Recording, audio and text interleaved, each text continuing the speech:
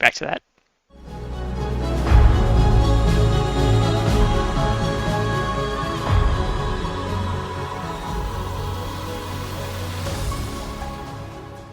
First, a look at what aggression and passiveness are.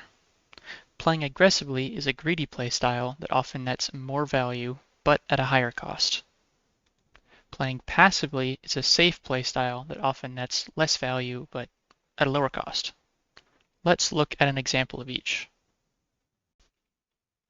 We have an enemy with 2 Punishers and an ally with 3 Incinerators, which deals 50k damage to the enemy, but receives 30k damage back from the enemy. In the second scenario, we also have 2 Punishers in the enemy team, but this time with 2 Zeus on ours, which deals 20k damage to the enemy, but takes no damage from them. This might be because we're dodging in and out of cover, or they're too far away, or they're currently focusing someone else. In this example, though, we will say it's the cover. Now, a question for you. In which scenario is our team gaining more value than the enemy team? For simplicity, we can assume the damage is equally meaningful, meaning it did not result in a kill, no other team members were involved, and both sides can heal equally. Since 20,000 damage was profited in both battles, we can conclude that both net the same value. While both the aggressive and the passive playstyles profited the same amounts of damage here, let's look at some other factors that determine when it is better to play one playstyle over the other. Now, a quick detour. Which match are we more likely to win? The 5 versus 4 or the 2 versus 1? For simplicity, we will assume that each player is equally skilled. In both situations, we're up by just one player, so surely it's the same likelihood, right?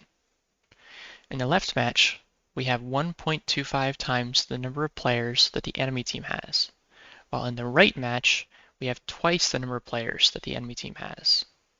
Since 2 is bigger than 1.25, we are much more likely to win in the right side match. When both teams lose players or bots, the team that is currently ahead will pull even further ahead. So the question becomes, how can we turn matches that look like the left side, a 5 versus 4, into matches that look like the right side, a 2 versus 1? Here we see the scoreboard of a Warp Rush game. It is roughly tied in remaining bots, but take a look at the score.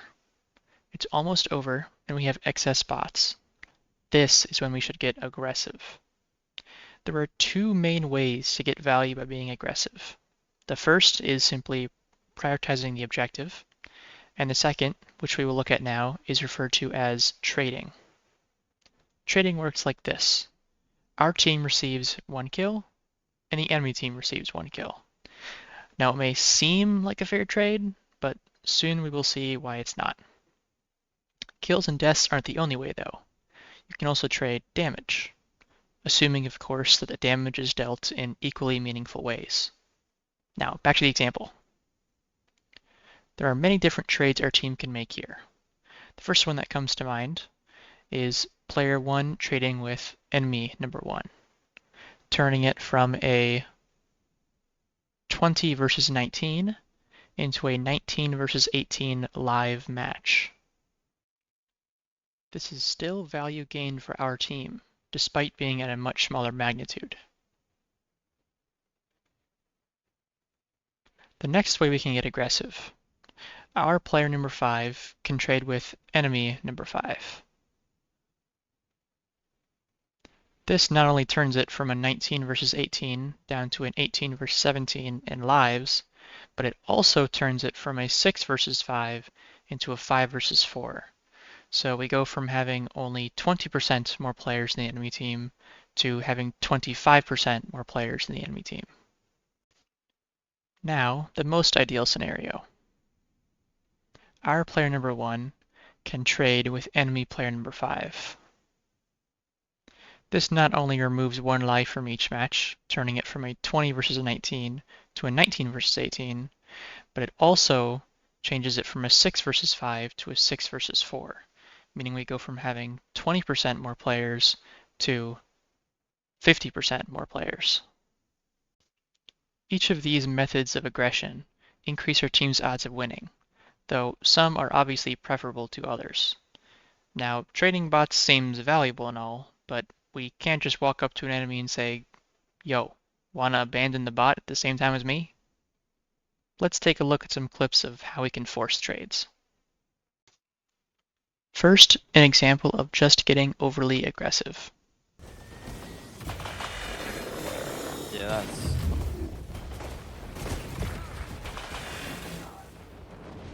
plus we're At a first glance, this just looks like a bad use of Cyclops' ability, to which I would agree, given I'm put in a terrible position with 3 enemies looking at me and standing still. Instead of using Cyclops, I could have just repulsed backwards to get out mostly free. Instead, I see it as an opportunity to sacrifice my life to get a minimum of 1 kill and steal some ground for the objective. Here you see that was the first death. Meanwhile, most enemies are on their 3rd bot. This was actually the first example we looked at just now. We didn't eliminate any players from the match, but we safely removed a bot from each team and got some pressure from the objective. Now an example of a trade I was in a better position to force. I've acquired my target who's on critical HP but has shields. With my Scorpion torso, I know that as long as it connects, they die. All I need to do is get close enough. I can Scorpion him in a sec. Scorpions. On the way, I crack shields of the triple horde for my teammate. Then I just accept the 2-tap.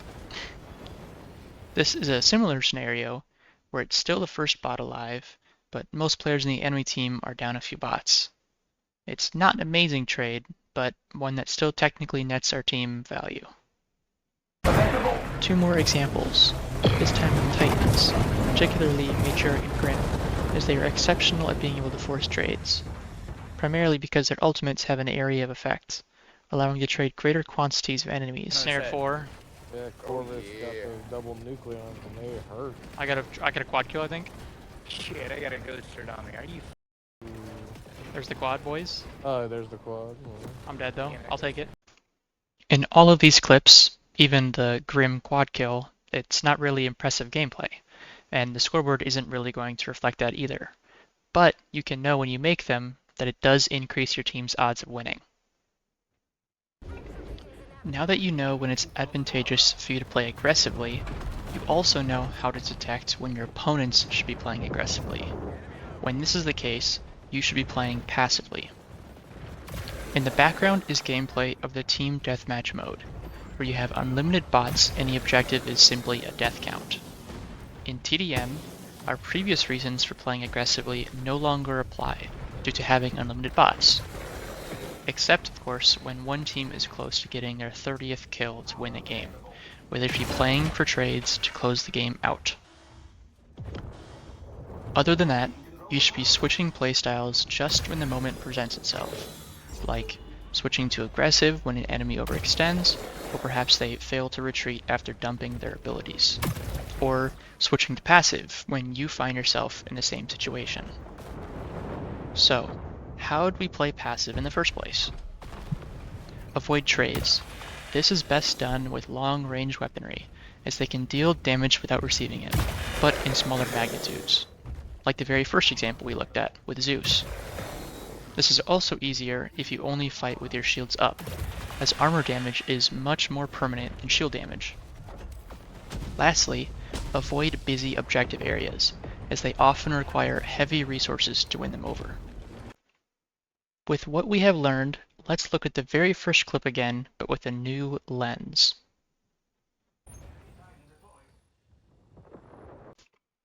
We see at the very north warp gate that a matriarch is approaching. I decide to spawn in with this particular bot.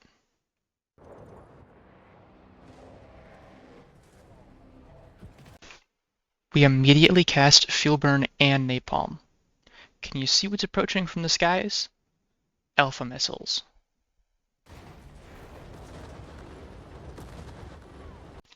And And there she goes. Trading with a Titan is almost always worth it, and with fuel burn, many layers of fire, and team support, it was guaranteed. Let's summarize. Be aggressive by prioritizing objectives or trading damage in bots, best done with short-range weapons. Be passive by avoiding objectives and trades, best done with longer-range weapons and only fighting when your shields are up. When you have an excess of bots, you should play aggressive, whereas when you're running low on bots, you should play passive. Thanks for watching! In case the low quality didn't make it obvious, this is both my first educational style video and my first edited video. I'm not sure if I'll upload more of them or stick to just the occasional unedited clips and matches. But if you learned something or found this helpful, let me know. It would mean a lot. Thanks.